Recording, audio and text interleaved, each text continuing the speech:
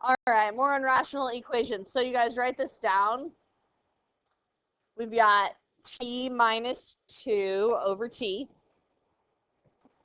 equals 14 over 3t minus 1 over 3.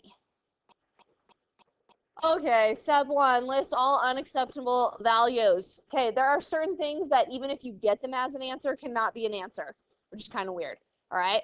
But even if you get them as an answer, you can't have this because you cannot have anything that gives you 0 in the denominator.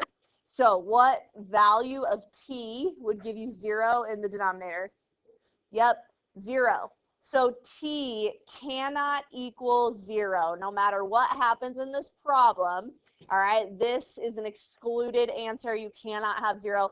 And this one would also give you 0, just so you know. Sometimes you have more than one, but 3 times 0 is 0. So both of those are 0. Okay, so you start with that. List your excluded values. Okay. Now, if there's an equal sign, you can cancel all the denominators. If there's no equal sign, that's when you're just doing common denominators, like we did the other day. All right, but if there's an equal sign, you can just cross them all out by multiplying everything by the common denominator. What is the common denominator in this one?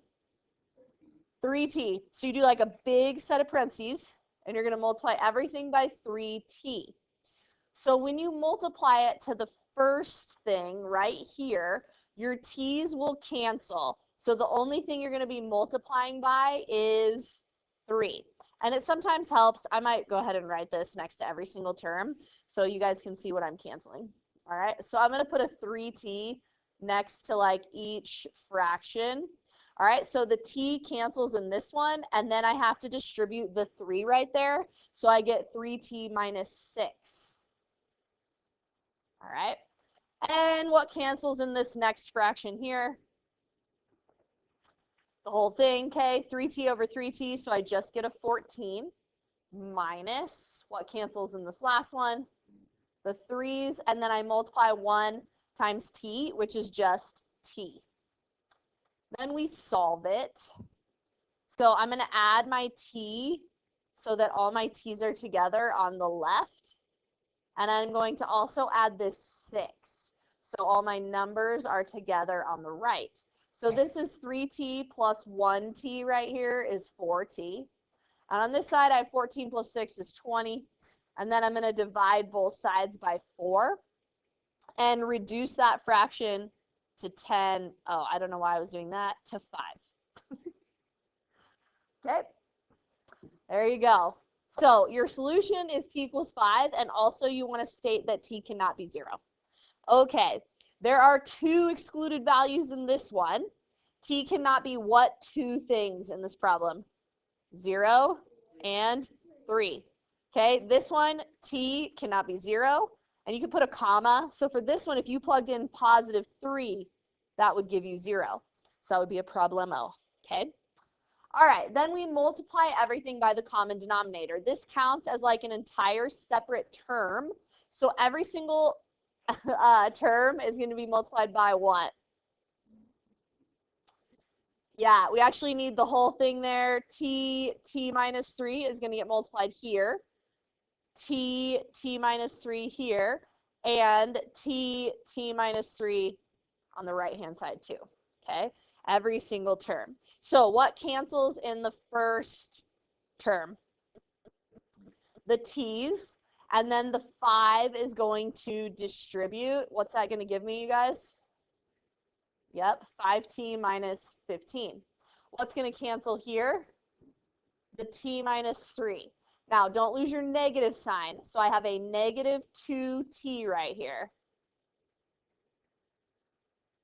And what's 0 times anything? Yeah, so that all ends up being 0 right there. All right, so now I'm going to combine my t's to give me 3t.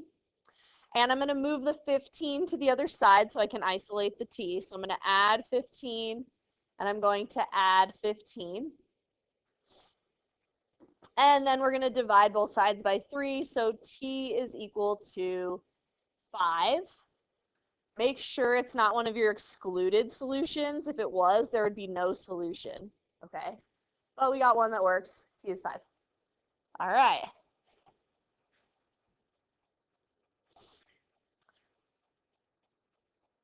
I just thought of another way to solve these that I don't know why. I mean, you could add the 3/5 and cross multiply, but anyways, if there wasn't a 0 there, you couldn't, so we'll just do it this way. All right. Anyways, so what is n not allowed to be? Nope. There you go. -2 right here would give you 0. Okay, this one you don't have to worry about. It doesn't matter, no fraction. All right, so n cannot equal -2. Then I'm going to multiply everything by the common denominator. What's the common denominator?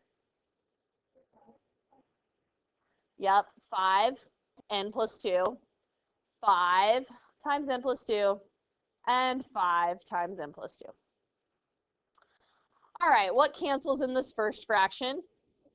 Yep, and what's left? 5n, good. What cancels in the second fraction? The 5's cancel. Now be really careful here. A lot of people miss this. You have to distribute the -3. What do you get when you distribute the -3? Good. -6. Exactly. What's 0 times anything? Okay. Great job. Combine like terms here. This would give me 2n. Let's move the 6 to the other side so we can solve. And divide by 2. So n is equal to 3, which was not our excluded value, so we are good to go. Okay? This is the same thing. I'm going to just say that's good. Okay, let's try some whiteboards.